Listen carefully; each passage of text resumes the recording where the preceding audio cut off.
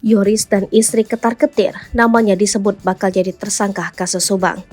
Babak baru kasus pembunuhan Tuti dan Amalia di Subang bakal menyeret tersangka baru.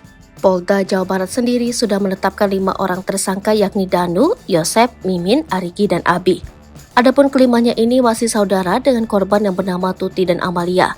Danu merupakan keponakan korban, lalu Yosep adalah suami sekaligus ayah korban. Sedangkan Mimin adalah istri muda Yosep serta Arigi dan Abi anak Mimin. Namun beberapa waktu ini nama baru untuk menjadi tersangka pun muncul. Nama itu digadang-gadang adalah anak Tuti dan Yosep yaitu Yoris.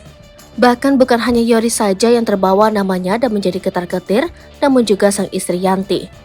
Melansir dari Tribun News Bogor, mengetahui namanya masuk radar tersangka, Yoris pun langsung menyewa pengacara. Selain itu, pengacaranya pun sempat dibawa dalam channel YouTube Diskursus.net. Pengacara Yoris itu bernama Leni Anggraini. Dalam podcast tersebut, Leni Anggraini mengaku kalau dirinya disewa setelah nama Yoris masuk sebagai calon tersangka. Banyaknya drama dalam kasus ini menurutnya membuat Yoris ingin dijadikan tersangka. Namun hal itu kata Leni Anggraini belum tentu benar.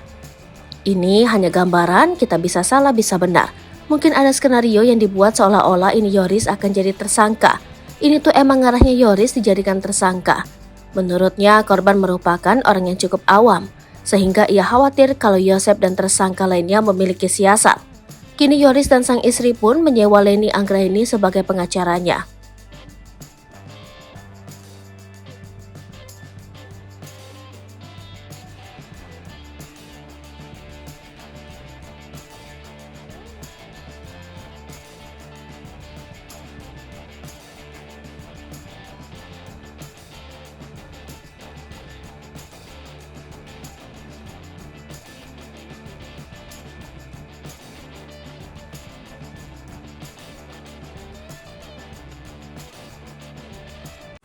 Download Tribun X sekarang, menghadirkan lokal menjadi Indonesia.